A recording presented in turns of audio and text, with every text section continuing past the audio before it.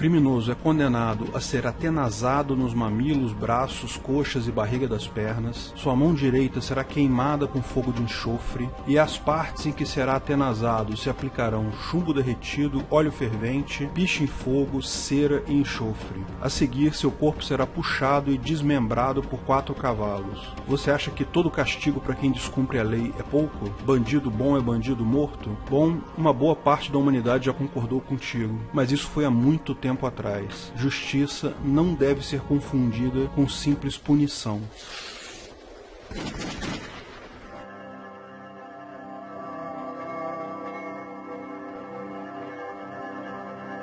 Quem precisa de polícia?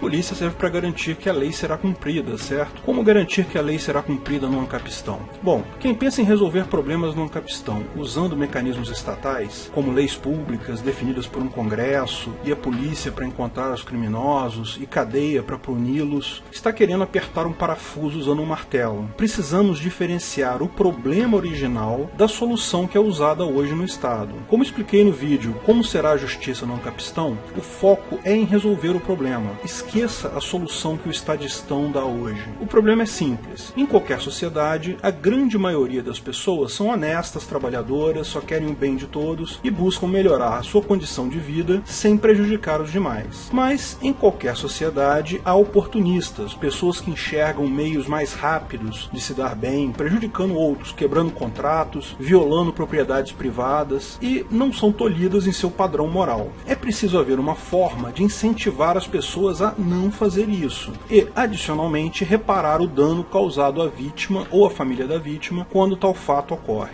A solução estatal para este problema consiste em elencar uma lista de coisas que ela chama de crime, um livro chamado Código Penal, e se a pessoa faz uma dessas coisas, pode ser denunciada, investigada e vai para a cadeia durante um tempo. Numa sociedade coercitiva, todos são obrigados a seguir esse código imposto pela classe dominante, pelos políticos e funcionários públicos. Isso, supostamente, faz com que as pessoas se sintam incentivadas a não cometerem crimes e restitui o dano à vítima ou sua família. Mas como toda solução estatal, isso só serve como instrumento arrecadatório. No final, tal mecanismo coercitivo acaba sendo mais um instrumento para roubar os cidadãos comuns e enriquecer políticos e funcionários públicos. Por exemplo, com a criação de crimes sem vítima, como contrabando e comércio de determinadas substâncias. Numa sociedade não coercitiva, não existe coercitividade penal ou legal. Não há um código penal. Falar em coercitividade legal no Ancapistão é usar martelo em parafuso. Não é a solução adequada. No Ancapistão só há leis privadas, portanto leis voluntárias, leis que a pessoa aceitou obedecer. Por exemplo, quando duas partes assinam um contrato. Aquilo é lei para aquelas duas partes. É muito importante porque evita que uma classe dominante crie crimes sem vítima, apenas para o seu próprio enriquecimento. É o princípio chamado Pacta Sunt Servanda, que significa os acordos devem ser cumpridos. Contratos e acordos fazem lei entre as partes, leis privadas. É o mesmo princípio do direito internacional. Não existem leis globais que todos os países precisam obedecer, mas os países assinam voluntariamente tratados, que são contratos, que se obrigam a fazer determinadas coisas. Esse tratado vira lei entre aqueles países que o assinaram. E existe ainda o PNA, que não é uma lei, mas estabelece limites éticos de convivência. Uma violação da propriedade de alguém permite que essa pessoa busque também reparação do seu prejuízo. Mas, mesmo que as leis sejam privadas, é preciso que existam incentivos para as pessoas não violarem as leis. É preciso que exista alguma forma de punição para que a quebra de contratos não ocorra, ou o PNA não seja ferido. É preciso deixar claro que ninguém tem certeza de como tal coisa será feita no Ancapistão. Certamente não vai ser feita por governos, como é hoje, mas podemos inferir algumas formas de tratar o problema. Para tal, buscamos inspiração no direito internacional. Tudo isso já existe entre países. Países que cometem crime, que ferem o PNA de outros países, que são punidos, etc., mesmo não havendo uma lei universal coercitiva. Mas para aplicarmos esse princípio para pessoas, precisamos entender o motivo que leva as pessoas a cometerem crimes. Numa sociedade de livre mercado, boas soluções são aquelas que funcionam, são aquelas que terão mais chance de serem de fato implementadas. Então, por que as pessoas cometem crimes? Não é a pobreza ou desigualdade social que que leva a isso. Essa fábula esquerdista é totalmente falsa. Na verdade, o que leva as pessoas a cometerem crime é a oportunidade. Quando elas enxergam que, cometendo crime, podem ter lucro e não a chance, ou há muito pouca chance de serem pegas. Lógico, tudo isso acoplado a um certo grau de flexibilidade moral. Veja, não é o medo de cadeia ou medo de punição que impede as pessoas de cometer crime. É o medo de ser pego.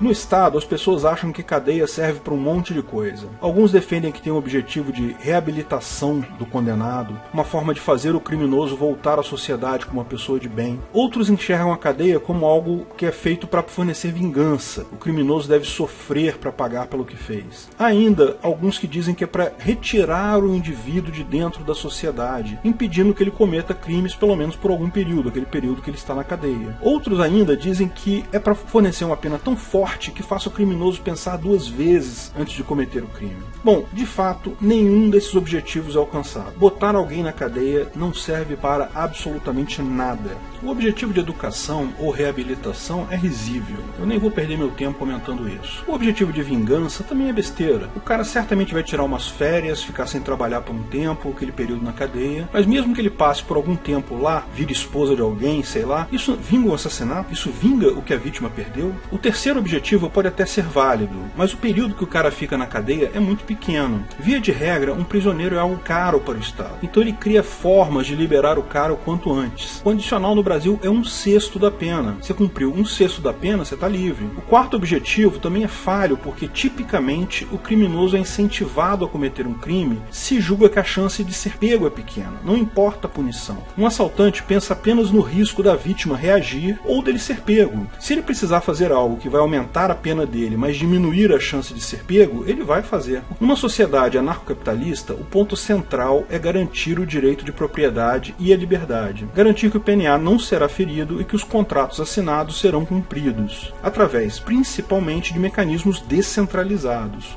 A solução anarcocapitalista para esse problema, portanto, se baseia em 3 pontos simples. O primeiro deles, e o principal deles, é a autodefesa. Essa é a única forma de defesa real. Você pode contratar uma empresa de segurança, uma guarda particular, ou pode simplesmente ter a sua arma, mas é muito importante que você tenha uma forma de autodefesa. Justiça privada. Se há o questionamento de alguma violação contratual ou do PNA, aciona-se a justiça privada. A justiça privada é voluntária, portanto as pessoas aceitam se submeter a ela quando existe um problema, e as pessoas querem resolvê-lo. Veja os detalhes no vídeo quais os limites da justiça privada. Registros públicos. Quem não aceita se submeter à justiça privada ou não cumpre as determinações da justiça privada, fica marcado como inadimplente com a justiça em registros públicos. Mas vamos entender esses itens em detalhes. O principal fator para minimizar os crimes no Ancapistan é a capacidade de autodefesa. Um fator central que estimula criminosos a não cometerem crimes é a capacidade de reação da vítima. Hoje esse fator é praticamente nulo. O assaltante sabe que a vítima está indefesa.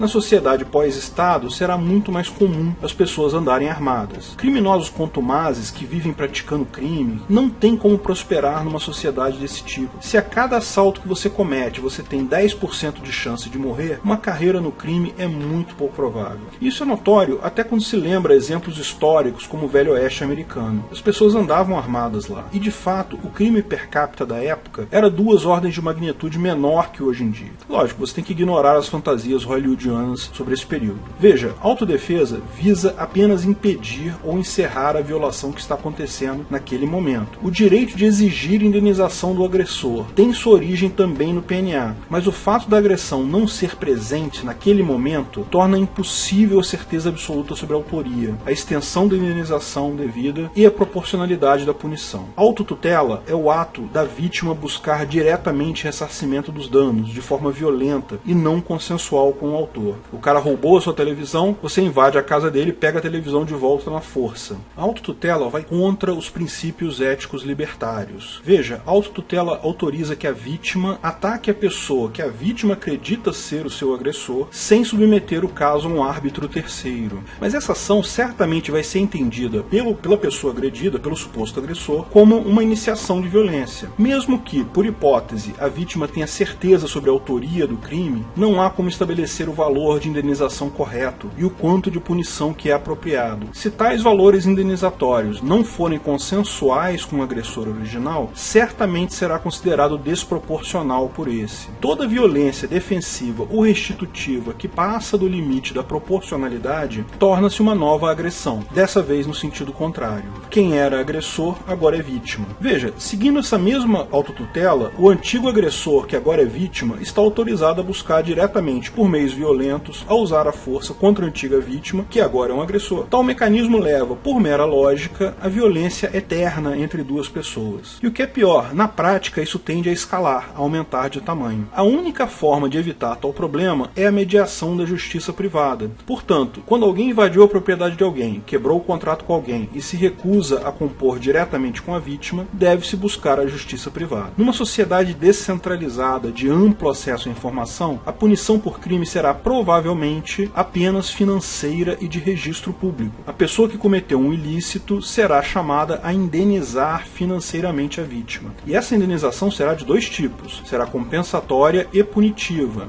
A indenização compensatória visa reparar a perda da vítima. Em caso de roubo ou destruição de propriedade, o valor daquele produto, daquela propriedade. Em caso de perda de um órgão, de um braço, o prejuízo que isso causa à vítima, o dano moral e a perda funcional. E em caso de morte, tudo que aquela pessoa iria gerar durante a vida, o restante da vida dela. O conceito de compensação, embora soe estranho, é bastante comum e usual já hoje na justiça. A indenização punitiva, por outro lado, tem o objetivo de punir quem cometeu o ilícito. Para ser efetiva, ela precisa ser proporcional à renda ou à riqueza da pessoa que cometeu o ilícito. A ideia é que doa no bolso do agressor, para evitar que a vítima resolva fazer vingança por conta própria. O percentual e a forma de calcular a indenização vai evidentemente variar de tribunal privado para tribunal privado, mas ambas as partes devem aceitar o tribunal privado que vai julgá-lo. Então, a tendência é que o valor final seja visto como justo por ambas as partes. Mas o tribunal privado é voluntário. Se ambas as partes têm que aceitar um tribunal, e se uma parte não aceitar nenhum tribunal, evadir-se da justiça?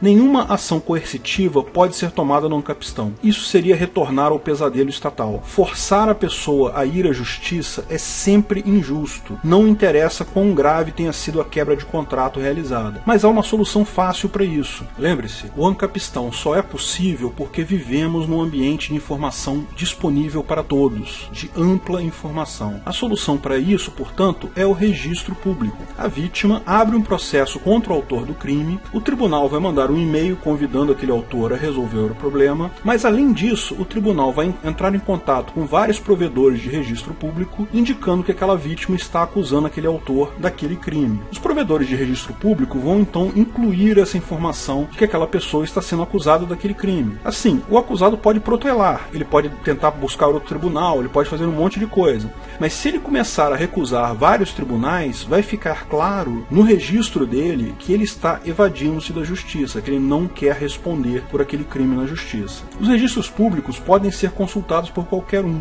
Então, se você vai comprar um carro usado de alguém, vai namorar uma pessoa, inevitavelmente você vai olhar o registro dessa pessoa. Uma pessoa que se recusa a ser julgada vai ficar marcada. Dificilmente vai conseguir fazer negócio com qualquer outra pessoa na sociedade. Muito melhor para o acusado é aceitar o julgamento, tentar provar sua inocência, ou ao menos mostrar fatores atenuantes, pagar a indenização devida e dessa forma resolver o problema. Muito melhor isso do que ficar marcado como inadimplente da justiça. Essa é a mesma situação de alguém que é julgado por um tribunal privado, com segundo grau de jurisdição e tudo mais, mas no final não aceita o julgamento, não paga a indenização. Também vai ficar registrado como inadimplente com a justiça. Você pode arguir que isso é uma pena leve, mas lembre-se, a forma mais adequada de incentivar alguém a não cometer o crime não é aumentar a pena, mas sim aumentar a chance de ser pego e autodefesa. Além disso, o registro público é para toda a vida. É algo muito mais sério do que uma punição financeira. Recentemente, nos Estados Unidos, houve o caso de um universitário que foi acusado de estupro. Ele foi condenado a 6 meses de cadeia e ao registro como sexual offender, que é um registro público mantido pelo Estado lá. Ele tentou um acordo com a promotoria pedindo para retirar essa parte do registro de sexual offender e aumentar a pena, ofereceu aumentar a pena para isso. Ele preferia ficar 2 anos na cadeia sem o registro do que ter o registro e ficar só 6 meses na cadeia. Por quê? Porque o registro ia atrapalhar ele o resto da vida.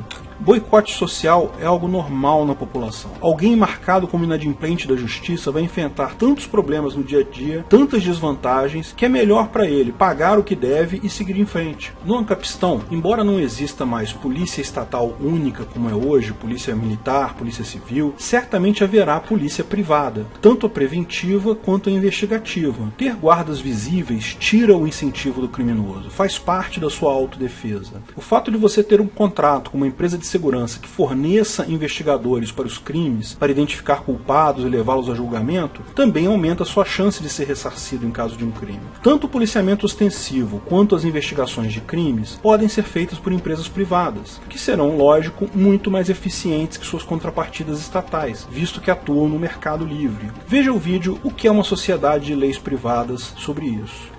Falta, porém, um último aspecto. Quem vai autorizar a investigação? Por exemplo, autorizar o investigador a entrar na casa do suposto autor para fazer uma busca? A resposta é simples. É a mesma justiça privada. Veja, uma vez que você tem um suspeito, você pode entrar com uma ação contra ele. Uma vez estabelecido o tribunal privado de comum acordo, você e ele aceitaram obedecer às decisões daquele tribunal, você pode então apresentar provas de autoria indicando que precisaria entrar na propriedade da outra parte para colher evidências. O juiz pode aceitar seu pedido, não precisa nem avisar a outra parte do seu pedido. A sua investigação pode então dirigir-se à propriedade da outra pessoa, mostrar o documento e fazer a inspeção. É um mandato de busca e apreensão, exatamente como existe hoje. Se a outra pessoa recusar, isso vai ficar registrado no processo, provavelmente o cara está escondendo algo. Isso é exatamente o que temos hoje, não há nenhuma diferença. Para a polícia fazer busca no domicílio de outra pessoa, você já precisa de indícios e da aprovação de um juiz. Com relação à punição, no Ancapistão, eu acho pouco provável que exista cadeia como forma de punição por crimes, que dirá punições mais severas, como tortura ou morte. Primeiro porque tudo isso é caro e não resolve o problema da vítima. Se o prejuízo foi só material, a indenização resolve. Se o prejuízo foi em vidas, a punição da outra parte também não resolve isso. Você vai contratar uma empresa de segurança que inclua cadeia? Tudo bem, é seu direito. Mas ela vai ser mais cara que as alternativas que não têm cadeia, sem isso gerar nenhuma vantagem efetiva para você como vítima. Segundo, porque a outra parte vai precisar aceitar o tribunal privado na hora do julgamento. Eu não aceitaria um tribunal que tem pena de morte como pena, mesmo eu sendo inocente.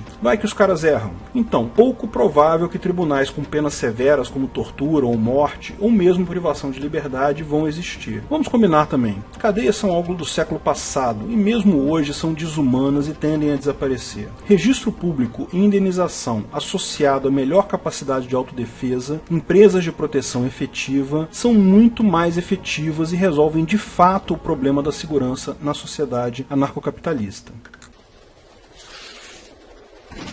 Se você gostou do vídeo, não esqueça de curtir e compartilhar. Clique no logo do canal para assinar e ser avisado de novos vídeos. Se quer saber mais sobre o assunto, veja um desses vídeos que selecionamos. Se quiser contribuir com o canal, ajudar na divulgação do anarcocapitalismo, veja na descrição de que formas você pode fazer isso.